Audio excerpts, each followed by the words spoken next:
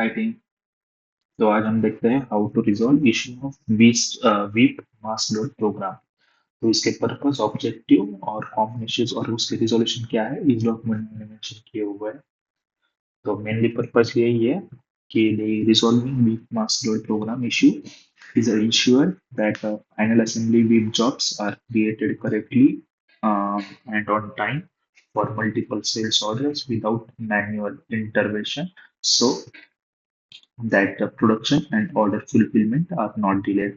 तो इसका यही मीनिंग होता है कि जैसे कि सेल्स ऑर्डर क्रिएट होता है, तो सेल्स ऑर्डर क्रिएट होने के बाद एक सिंगल एक्सवाइजेड आइटम है जो हमारे पास इन हाउस अभी अवेलेबल नहीं है। तो उसके लिए क्या होता है, उसका स्टेटस जो है सप्लाई एलिजिबल स्टेटस में आ जाता है। इफ हमारे पास इन हाउस अवेलेबल नहीं होता तो इन दैट केस क्या करना पड़ता है। इफ अगर वो एक ही सिस्टम इफ वो एक ही सिस्टम बार है, तो उसके लिए आपको क्या करना पड़ता है, लाइक जाके उसको वो जो पर्टिकुलर आइटम है एमआरपी में जाके उसे रिलीज करना पड़ता है। तो आफ्टर रिलीजिंग जो है उसका वर्क ऑर्डर जो है वो ओरेकल ऑटोमेटिकली क्रिएट करता है, क्योंकि ये जो आइटम है वो एमआरपी प्लान है। तो उसका जो है प्लानिंग सब जो प्रोसेस होता है वो अंडर एमआरपी मॉड्यूल, मतलब उसका जो है वर्कआउट होता है। तो उसका ऑब्जेक्टिव भी यही है कि आइडेंटिफाई सॉरी इसका ऑब्जेक्टिव यही है कि identify why the weak load mass एटोक्रिएट falling not creating jobs. Sometimes क्या होता है, जैसे कि यूजर्स क्या करते हैं, एमआरपी से जो है वो जो पर्टिकुलर आइटम जो है रिलीज करने के लिए जाता है, बट उनकी जो रिक्वेस्ट है वीक मास लोड वो एरर में चली जाती है। तो एरर में क्यों चली जाती है, उसका इशू जो है वो क्यों आता है और उसको कैसे रिजॉल्व करें आज हम इस वीडियो में देखते हैं। तो फर्स्ट ऑफ ऑल तो हम क्या करते हैं अभी जो है वो इशू जो है रिप्रोड्यूस करते हैं। तो जैसे कि हम वो इशू अगर रिप्रोड्यूस करेंगे तो मैं आपको बता पाऊंगा कि उस इशू को जो है कैसे रिजॉल्व करना है। तो यहाँ पर ये जो सेल्स ऑर्डर है 2526 1354, यहाँ लाइन आइटम्स में आता हूँ मैं, और यहाँ पर जो है स्टेटस आपको दिख रहा है सप्लाई एलिजिबल। और ये ना स्टैंडर्ड बॉम्ब है, मतलब एक सिंगल आइटम आता है, इसका प्रोडक्शन ओपन वो सब चीजें कुछ नहीं होता है। आपको सिर्फ सॉरी आपको सिर्फ एमआरपी में जाके इसका जो है वीप ऑर्डर, मतलब जॉब ऑर्डर जो है वो जनरेट रिलीज करना पड़ता है। तो यहाँ पर जो है इस आइटम को मैं कॉपी करता हूँ, और ये सब प्लानिंग जो है वो जो है वो करता है प्रोडक्शन टीम। तो production team first of all क्या करेगी, production team first of all inventory में जाके सुपर यूजर में, सुपर यूजर आपको जो रिस्पॉन्सिबिलिटी असाइन है उसमें आप देख सकते हो, यहाँ पर जाके फाइंड करेगी सप्लाई डिमांड के फॉर्म पे।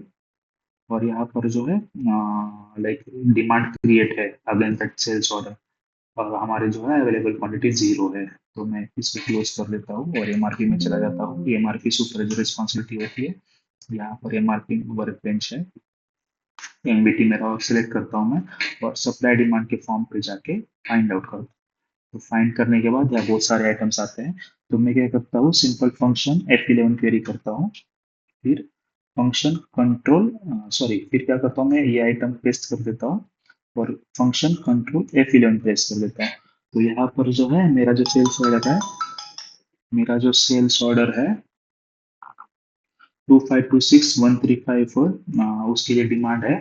तो उसके लिए जो है ऑर्डर टाइप प्लान ऑर्डर एक है, और तो वो मुझे क्या करना है, रिलीज करना है। तो यहाँ पर मैं आ जाता हूँ और ये सेलेक्ट कर देता हूँ। तो सेलेक्ट करने के लिए, सेलेक्ट करने के बाद यहाँ जो है ऑर्डर नंबर वो तो सब ऑटोमेटिकली आएगा, और यहाँ पर जो है सेलेक्ट फॉर रिलीज वाला ऑप्शन जो है सिलेक्ट करता हूँ। और उसके बाद है इम्प्लीमेंटेड। एक मिनट में वीडियो कर रहा हूँ इसलिए वही कट कट कर रहा था, 2 मिनट पूरा प्रोसेस करना पड़ेगा।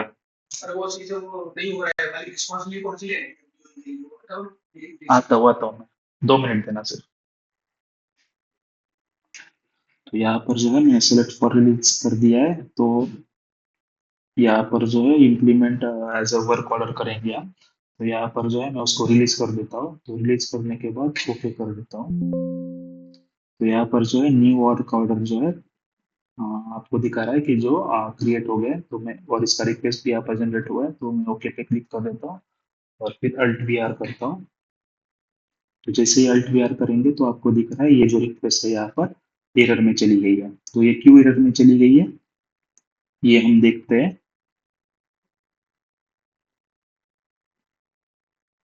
तो इसको मैं क्लोज कर देता हूँ।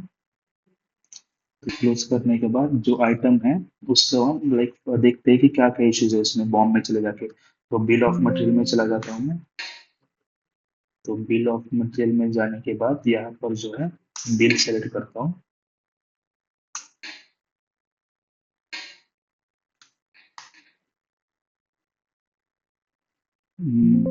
तो यहाँ पर जो है हम वन बाय वन कंपोनेंट्स देखेंगे कि वो सही है कि नहीं, इसका बेसिस चेक करेंगे। सबका बेसिस जो है आइटम होना चाहिए, और आइटम सीक्वेंस जो है वो डुप्लीकेशन ना हो उसमें। लाइक सिंगल मतलब जैसे कि एक बॉम्ब में पांच फाइव आइटम्स है, तो फाइव आइटम्स का जो आइटम सीक्वेंस है वो अलग होना चाहिए, सेम नहीं होना चाहिए, और बेसिस जो है वो सेम होना चाहिए। तो यहाँ पर मैं चेक करता हूँ। तो यहाँ पर जो है इसका देख रहे हो आप, यहाँ पर जो है डुप्लीकेशन आया है, तो दोनों का आइटम सीक्वेंस जो है वो लाइक सेम है। तो हम हमको क्या करना है, यहाँ पर हमको यहाँ पर इसको जो है 60 करना है, सीक्वेंस नंबर चेंज करना है और सेव करना है। तो जैसे ही सेव करता हूँ मैं, नीचे पॉपअप भी आता है कि आपका ट्रांजेक्शन सेव मतलब कंप्लीट हो गया है। और हमें जो है अभी देखना है कि सब कंपोनेंट्स का जो है आइटम बेसिस है वो भी सेम होना चाहिए। तो उसके लिए मैं क्या करता हूँ, ये आइटम कॉपी करता हूँ, और कॉपी करने के बाद आई मीन ये एक इशू हो सकता है, और एक इशू इस वजह से आ सकता है, मैं अभी आपको दिखाता हूँ। तो यहाँ पर जो है मैं चला जाता हूँ इंटेन बिल में। इंटेन बिल में मैं यहाँ पर कॉपी पेस्ट कर देता हूँ और फाइंड करता हूँ।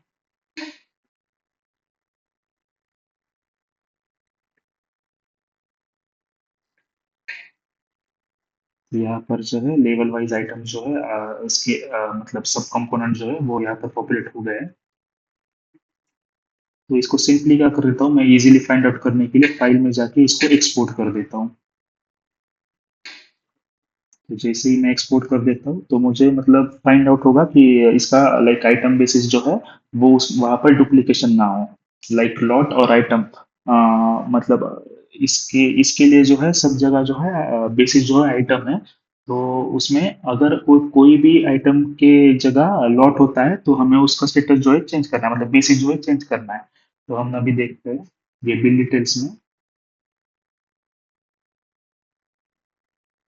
बिल डिटेल्स में सबका जो है आइटम आइटम ही होना चाहिए। अगर लॉट होता है तो तभी भी वीक मास लोड जो रिक्वेस्ट है वो एरर में चली जाती है। तो मैंने यहाँ पर एक्सपोर्ट कर लिया है।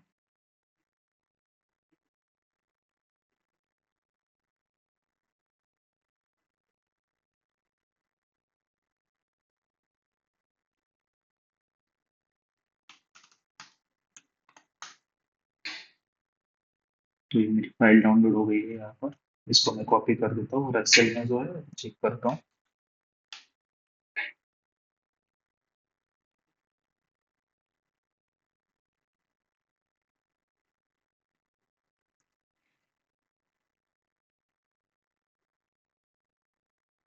यहाँ पर सिंपल फिल्टर लगा के अभी मैं चेक करता हूँ यहाँ पर लॉट है कि नहीं। तो देख रहे हो आप, यहाँ पर एक लॉट का फिल्टर भी मुझे दिख रहा है, मतलब कि लॉट आइटम है, तो मैं इसको ओके कर देता हूँ। तो यहाँ पर जो है इस आइटम को लॉट जो है असाइन किया हुआ है। तो मैं सिंपल चेक करता हूँ, यहाँ पर जाके इसको क्वेरी कर देता हूँ और पेस्ट कर देता हूँ। फंक्शन एफ11 मैंने क्वेरी यूज किया, फिर कंट्रोल फंक्शन कंट्रोल एफ11 करता हूँ। तो यहाँ पर जो है इसका बेसिस जो है लॉट है, तो हमें इसको चेंज करना है टू आइटम। तो उसके लिए जो है फर्स्ट ऑफ ऑल इसका जो है पेरेंट आइटम कौन सा है वो हमें फाइंड आउट करना है। तो यहाँ पर इसका पेरेंट आइटम हम इस शीट में फाइंड आउट करते हैं। फर्स्ट ऑफ ऑल तो ये फिल्टर जो है वो हटा देते हैं।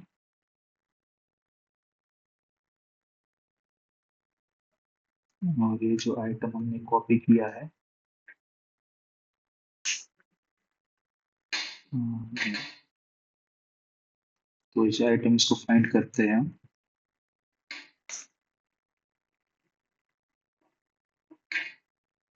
Find all. तो इसका भी सेकंड लेवल जो है ये आइटम है, और इसका अभी फर्स्ट लेवल कौन सा है वो हम देखते हैं। तो उसके अगेंस्ट उसमें ही ये आइटम जो है असाइन किया होगा। तो ये भी हम कॉपी कर देते हैं आइटम, और इसका फर्स्ट लेवल, तो इसका फर्स्ट लेवल है ये। तो ये भी कॉपी कर देते हैं। तो ये कॉपी करने के बाद हम इस फॉर्म को क्लोज करके तुरंत फिर चले जाते हैं बिल्स में। तो बिल्स में चले जाने के बाद यहाँ पर जो है हमने दो आइटम्स कॉपी किए हुए हैं। तो फर्स्ट ऑफ ऑल मैं इसे पेस्ट करता हूँ, फाइंड कर देता हूँ। फाइंड करने के बाद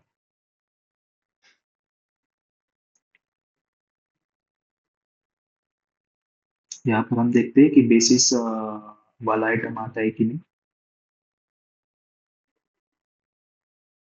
जिसका बेसिस लॉट हो, तो उसको हमें चेंज करना है। तो यहाँ पर वो आइटम नहीं है। तो फिर से हम फाइंड करते हैं सेकंड आइटम में। तो ये सेकंड आइटम जो हमने कॉपी किया था, ये नो कर देता हूँ मैं सेव। हाँ, तो ये वाला आइटम यहाँ पर है जिसका बेसिस जो है लॉट है। इसको फिर से हम आइटम चेंज कर देते हैं लॉट टू आइटम, और मैं इसको सेव कर देता हूँ। तो जैसे ही सेव करते हैं यहाँ ट्रांजैक्शन कंप्लीट वाला पॉपअप आ जाता है।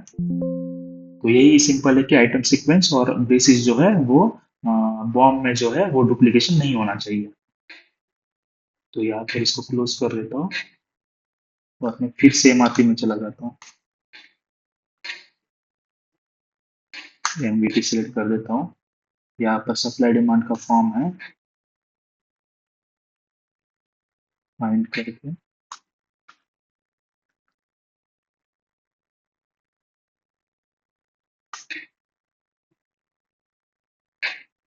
तो ये अभी यहाँ पर जो है ये अभी एक्शन नन दिखा रहा है। तो इसके लिए हमें फिर से एमआरपी लॉन्च जो है प्रोग्राम चलाना पड़ता है। बट मैंने क्या किया है, और एक सेल्स ऑर्डर बनाया है सेम आइटम को लेके, क्योंकि हमें जो है हमारा टाइम ना चले जाए उसके लिए, क्योंकि एमआरपी रिक्वेस्ट चलाने में 15 to 20 मिनट्स लेता है। तो और एक सेम आइटम है, बट हमने बॉम्ब में जाके उसको चेंज किया है, लाइक डुप्लीकेशन हटा दिया है। तो अभी मैं क्या करता हूँ, इसको इस वाले जो आइटम को है रिलीज कर देता हूँ। देख रहे हो, अब सेम आइटम कोड है, बट हमने बॉम्ब में जाके डुप्लीकेशन रिमूव कर दिया है। मतलब अभी जो है ये रिक्वेस्ट एरर में नहीं जानी चाहिए। तो इसको जो मैं है राइट में स्क्रॉल कर देता हूँ और सिलेक्ट फॉर रिलीज कर देता हूँ, और इम्प्लीमेंटेड डेट वो सब आ गई, और इम्प्लीमेंट एज वर्क ऑर्डर, तो और इसको मैं रिलीज कर देता हूँ। तो पॉपअप आ जाएगा कि रिलीज करना है कि नहीं। और ये जो न्यू वर्क ऑर्डर जनरेट हो गया है सिस्टम, सॉरी ये रिक्वेस्ट आईडी भी यहाँ पर आ गई है। इसे मैं ओके कर देता हूँ, अल्ट वी आर करता हूँ, और देखते हैं कि रिक्वेस्ट ठीक से कंप्लीट हुई है कि नहीं। तो यहाँ पर जो है रिक्वेस्ट ठीक से कंप्लीट हुई है। मैं वी आउटपुट में चला जाता हूँ, और हमारा जो है वर्क वीप ऑर्डर जो है, माइन वर्क ऑर्डर जो है वो successfully generate I mean create हो चुका है। तो इसको मैं कॉपी कर देता हूँ, 113311130115। इसको मैं क्लोज कर देता हूँ, और विप के फॉर्म पे चेक करते हैं कि ये सक्सेसफुली क्रिएटेड हुआ है कि नहीं। तो ये डिस्क्रिप्ट में आके यहाँ पर अगर डिस्क्रिप्ट जॉब वाला ऑप्शन होता है, और यहाँ पर एमवीटी सेलेक्ट करके मैं फाइंड करते हो, और यहाँ पर जॉब ऑर्डर नंबर है 113015। इसे फाइंड करता हूँ, और ये जो है जॉब ऑर्डर सक्सेसफुली क्रिएट हुआ है अगेंस्ट दी लाइक वो पर्टिकुलर सेल्स ऑर्डर। इसके कंपोनेंट्स भी हमें पूरे दिख जाएंगे। और इसके बाद जो है इसको रिलीज करके डिपार्टमेंट वाइज ऑपरेशन वाइज इसका जो है प्रोसेस आप कंप्लीट कर सकते हैं। तो ऐसे ही जो है बिग मास लोड वाला जो है प्रोग्राम का जो इशू है वो आप रिजॉल्व कर सकते हो। एज पर मैंने पहले ही बताया कि डुप्लीकेशन नहीं होना चाहिए। तो यही सिंपल प्रोसेस होता है। Thank you.